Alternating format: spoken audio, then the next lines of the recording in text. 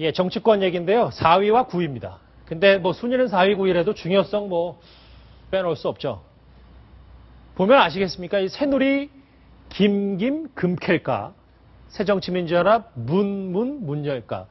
요 좀 가군이 있고 뭐 요즘 유행하는 힙합 랩 같기도 한데 이 김은 조순 차장이 뭐 김무성 대표, 김문수 뭐 위원장 뭐 이런 혁신위원장 이게 아니겠습니까? 뭐 새누리당 얘기부터 좀 해주세요. 예.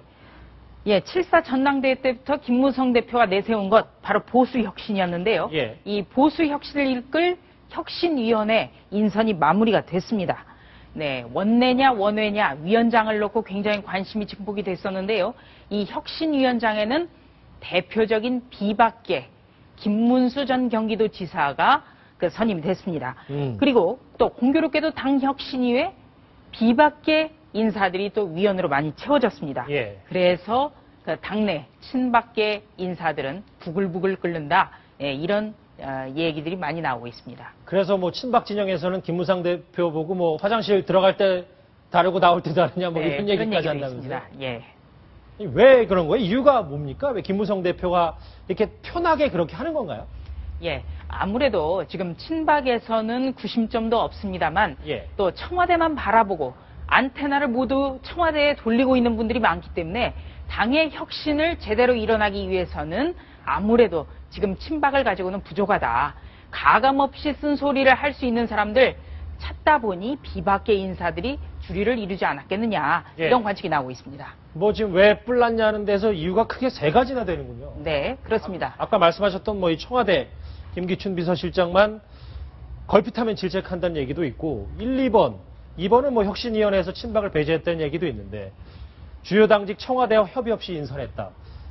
볼멘 소리 나올 만도 하네요. 친박 입장에서는. 대표적으로요. 이번에 혁신위에 인선된 안영환 전 의원의 경우에는 비박계고 또 전당대회 당시 김무성 대표의 비서실장도 지냈습니다. 네. 그리고 여러 당직 대표 비서실장이라든지 그리고 또 이군현 의원만 하더라도 김 대표 원내대표 당시에 원내수석 부대표였습니다. 그러니까 비박계와 친 김무성계가 당의 여러 요직 그리고 혁신위원들을 대부분 차지하고 있다. 이런 데 대한 불만이 많습니다.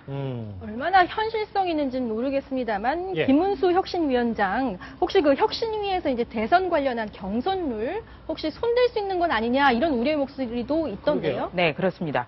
혁신이 모든 것을 바꾸는 게 가능해야 명실상부한 혁신위가 되는데요. 이 혁신위가 대선과 총선과 관련한 룰 규정에도 손을 댈 가능성이 대단히 높습니다. 2006년도만 해도요. 한나라당 당시 혁신위원회는 홍준표 경남도지사가 혁신위를 모두 관장을 했는데 당시 대선 관련 룰을 바꿨고 또 박근혜 당시 대표에게 불리한 룰이었음에도 불구하고 박근혜 대통령은 받아들이지 않을 수가 없었습니다. 그래서 2007년 때 대선 후보 경선 결과에 대선 후보 자리를 이명박 대통령에게 넘겨주는 그런 결정타가 되기도 했는데요. 문제는 이 김무성 대표 그리고 또 김문수 전 경기도지사 혁신위원장이 모두 새누리당의 아주 유력한 대권주자이기 때문에 이 두 대권주자가 대권의 룰 규정을 바꿀 수 있느냐. 그렇다면 플레이어가 어떤 룰을 변경하는 또 감독까지 겸임하는 이런 문제가 나올 수 있는 거 아니냐. 이런 논란도 대두되고 있다는 소식이 많이 전해지고 있습니다. 새누리당은 그렇고 아까 새정치민주연합 관련 제목 기억하시죠? 문열까, 문희상 비대위원장 그리고 문재인 의원이 정말 제대로 된 문을 열 수 있을까? 이 얘기를 야당 얘기를 좀 해볼 텐데.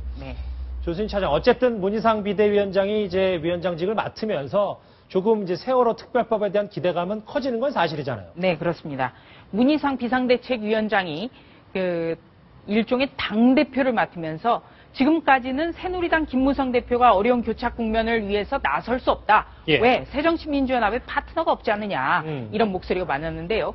김무성 대표 대 그다음에 당대표 역할로 문희상 비대위원장이 나란히 서게 됐죠. 그리고 또 문희상 비대위원장 같은 경우는 오랫동안 김대중 전 대통령에게 정치를 배운 사람이고 김무성 대표의 경우에는 상도동계 출신 그러니까 김영삼 전 대통령을 정치적 스승으로 하고 있습니다. 그렇기 때문에 YS 제자 그리고 DJ의 제자가 한판 만나서 단판을 지을 수 있는 거 아니냐 이런 좀 그 낙관적인 전망이 나오고요. 또 문희상 비대위원장이 지난주 목요일 비대위원장으로 선출된 직후 기자간담회를 열고 22일경 그러니까 내일쯤 새누리당 김무성 대표를 만나서 세월호 교착 국면을 풀어보겠다 이렇게 다짐도 했습니다. 동교동계 상교동계 만나서는 통 크게 했으면 좋겠다는 바람도 가져보는데 그런데 이 비대위원회에 문재인 의원도 합류했다는 소식이 방금 전에 들어와 있습니다. 이 문재인 의원이 비대위원 합류와 관련해서 과거에 어떤 발언을 했는지 목소리 들어보시겠습니다. 그런 구체적인 것에 대한 동의가 아니라 어쨌든 뭐 함께 힘을 모으고 또 서로 협조하고 하는 것은 필요하다는 이야기죠. 항상 좀 원론적인 얘기만 하고 좀 오락가락해서 비판도 많이 받는 문재인 의원인데 이번에는 좀 참여를 했습니다. 진짜 속내는 비대위원회에 참여한 진짜 속내 뭐라고 보십니까? 참여하지 않을 수가 없었겠죠. 네. 지금까지 박영선 원내대표와 그 비대위원장 외부 비대위원장 그 추천 과정, 결정 과정을 놓고 사전 조율을 했느냐 아니면 안 했느냐 굉장히 진실 게임 양상이 불거졌고요.